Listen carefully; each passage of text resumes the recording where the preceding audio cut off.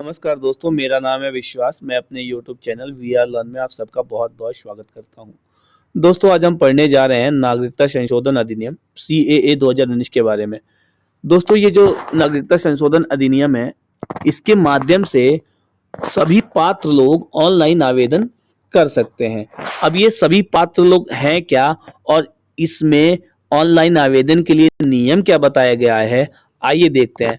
दोस्तों, सबसे पहले जो चीज जरूरी है वो जरूरी पात्रता दस्तावेज है, उसको पेश करना अनिवार्य है। अब पात्रता दस्तावेज है क्या, आइए देखते हैं। जो संबंधित देश हैं उसके दस्तावेज जैसे जन्म प्रमाण पत्र, किराएदारी रिकॉर्ड, पहचान पत्र, लाइसेंस, स्कूल या शैक्षिक प्रमाण पत्र यानी मार्कशीट वगैरह, इनमें से कोई एक जमा करना, कोई एक दस्तावेज जमा करना अनिवार्य है। ठीक है।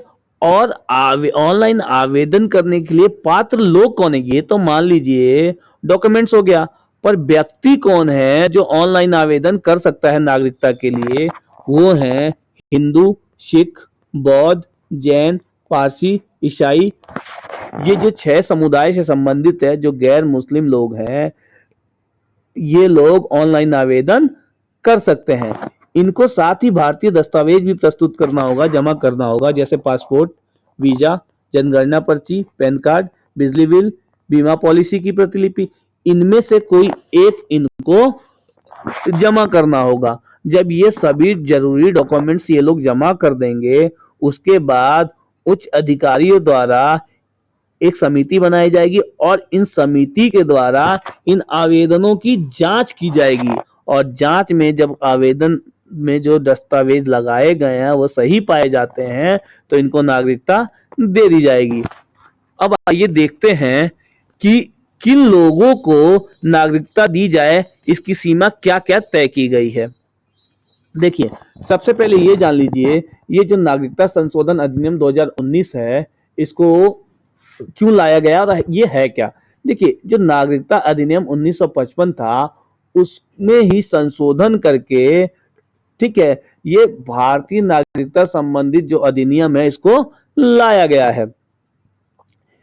ये जो नागरिकता संशोधन अधिनियम 2019 आया है, इसमें दिया गया है कि 31 दिसंबर 2014 से पूर्व पाकिस्तान, बांग्लादेश, अफगानिस्तान से पलायन करके जो हिंदू, सिख, ईसाई, बौद्ध, जैनी और पारसी भारत में आके रह रहे हैं, उनके लिए नागरिकता प्राप्त करना बहुत ही आसान बनाता है ये सीएए जो कानून आया है ये। ठीक है। नागरिकता प्राप्त करने की जो निवास की अवधि रखी गई है वो पहले 12 वर्ष थी, उसको घटाकर 6 वर्ष कर दी गई है। ठीक है। ये जो बताया गया है कि अगर कोई व्यक्ति जो गैर मुस्लिम, जो पाकिस्तान, बांग्लादेश और अफगानिस्तान से, ठीक है, पलायन करके भारत में आया हो और 31 दिसंबर 2014 से पहले से वो भारत में निवास कर रहा हो, वो नागरिकता के लिए आवेदन कर सकता है। इस कानून के माध्यम से, ये जो कानून आया है, 30,000 से अधिक जो प्रवासी हैं, इस नीति का उनको लाभ प्राप्त होने की उम्मीद है।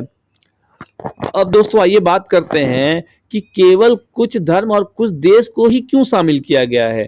तो दोस्तों देखिए, कहते हैं इसमें केवल 3 देशों को इसलिए शामिल किया गया है कि ये जो तीनों देश हैं ये मुस्लिम बहुलक देश है, मतलब मुसलमानों की संख्या यहाँ पर बहुत अधिक है, जैसे पाकिस्तान में, बांग्लादेश में, अफगानिस्तान में।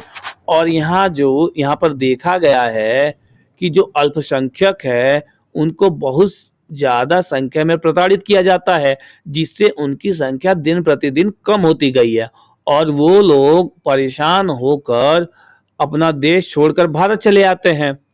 ठीक है। उनके साथ वहां इतना उत्पीड़न होता है कि वो लोग परेशान हो जाते हैं और वो लोग भारत में आके निवास करते हैं। इसलिए उनको नागरिकता देने के लिए गवर्नमेंट ने ये सीएए जो नागरिकता अधिनियम है इसको लाना जरूरी समझा और ये लागू कर दिया।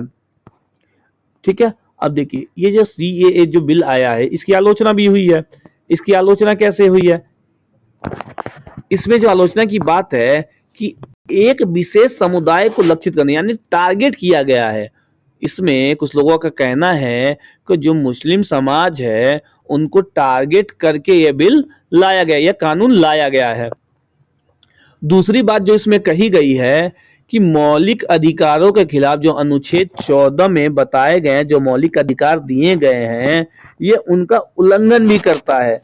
ठीक है, साथ ही साथ यह भी बताया गया है कि जो श्रीलंका के जो तमिल हैं और म्यांमार के जो हिंदू रोहिंग्या हैं, उन लोगों के साथ भी इस बिल में भेदभाव किया गया है। ये भी तो पड़ोसी देश हैं, इनको शामिल क्यों नहीं किया गया है? ठीक है, और एक बात और कही गई है कि जो इन तीनों देश हैं, बांग्लादेश, पाकिस्तान और अफगानिस्तान, इनके साथ संबंधों में, ठीक है, गिरावट देखने को मिल सकती है, क्योंकि सीधा सीधा इस कानून में सरकार ने ये कहा है कि जो अल्पसंख्यक लोग हैं, जो गैर मुस्लिम हैं, इन देशों में उनको प्रताड़ित किया जाता है। तो जाहिर सी बात है यार, जब आप किसी देश के बारे में ऐसा बोलोगे, सीधा टारगेट करोगे, तो उनके साथ संबंध खराब तो होंगे ही। तो संबंध खराब होने का डर भी है। ठीक है, आइए देखते हैं। और दूसरी बात दोस्तों देखिए, असम और सीएए के बारे में, इनमें संबंध क्या है, आइए देखते हैं। असम समझौता हुआ था दोस्तों 1985 में।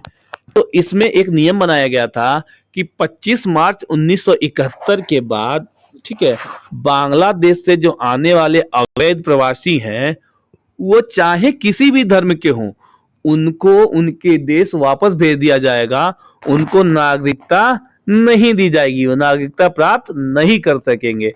ठीक है, और जो ये सीएए है दोस्तों, 2019 नागरिकता संशोधन अधिनियम, उसमें एक कट ऑफ डेट तय की गई है जिसके माध्यम से नागरिकता के लिए अप्लाई किया जाता है। वो कट ऑफ डेट जो है 31 दिसंबर 2014 है। अगर कोई व्यक्ति बांग्लादेश, अफगानिस्तान और पाकिस्तान से प्रवासित होकर भारत आया हुआ कोई व्यक्ति गैर मुस्लिम, ठीक है, अगर नागरिकता के लिए अप्लाई करना चाहता है तो उसको कम से कम 6 साल भारत में पहले निवास करना होगा। उसके बाद वो नागरिकता के लिए अप्लाई कर सकता है। वो 6 साल जो है उसकी गिनती कैसे होगी, उसको 31 दिसंबर 2014 से पहले से भारत में निवास करना अनिवार्य है। अगर वो 31 दिसंबर 2014 से पहले भारत में निवास कर रहा है तो वो नागरिकता के लिए अप्लाई कर सकता है।